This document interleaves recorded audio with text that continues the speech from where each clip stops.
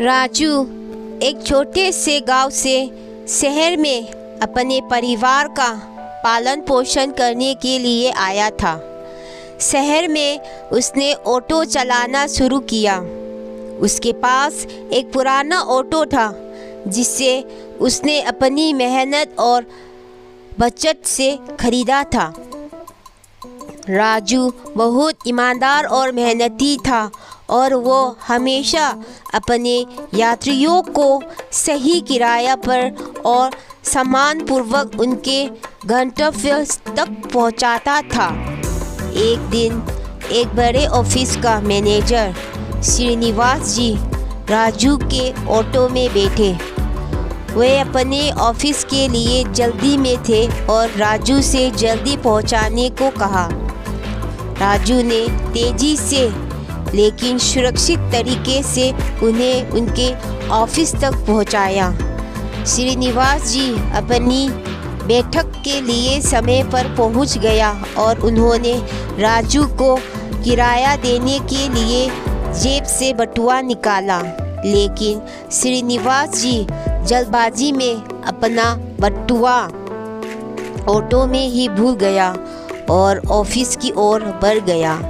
राजू ने इसे नोटिस नहीं किया, लेकिन कुछ देर बाद जब वह अगले यात्री को लेने के लिए ऑटो साफ कर रहा था, तब उसे वह बटुआ मिला। बटुआ में काफ़ी पैसे थे और कुछ महत्वपूर्ण दस्तावेज भी थे। राजू को तुरंत एहसास हुआ कि यह श्रीनिवास जी का बटुआ था। उसने सोचा कि अगर वह इसे वापस नहीं करता तो उसे पैसों से काफ़ी लाभ हो सकता था, लेकिन उन्होंने तुरंत ही इस विचार को छोड़ दिया क्योंकि उससे बचपन में उसकी माँ ने ईमानदारी का महत्व सिखाया था।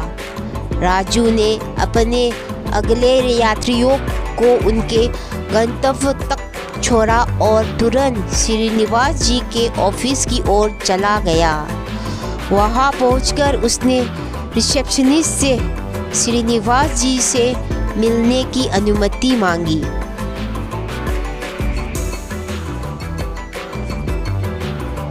कुछ ही देर में श्रीनिवास जी आए और राजू को देखकर चौंक गए। राजू ने मुस्कुराते हुए कहा, सर, आपका बटुआ मेरे ऑटो में छूट गया था, यह लीजिए। श्रीनिवास जी ने बटुआ देखा और उनकी आंखों में खुशी और आभार के आंसू आ गए। उन्होंने राजू को धन्यवाद कहा और कुछ पैसे इनाम के तौर पर देने की कोशिश की, लेकिन राजू ने विनम्रता से मना कर दिया। उसने कहा, मैंने वही किया जो सही था। ईमानदारी से बड़ा कोई इनाम नहीं होता सर।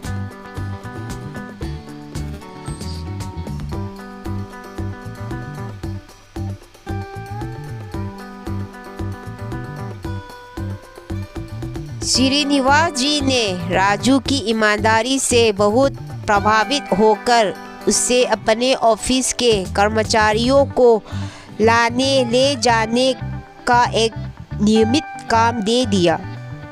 इससे राजू की आमदनी भी बढ़ गई और वह अपने परिवार की बेहतर तरीके से देखभाल कर सका।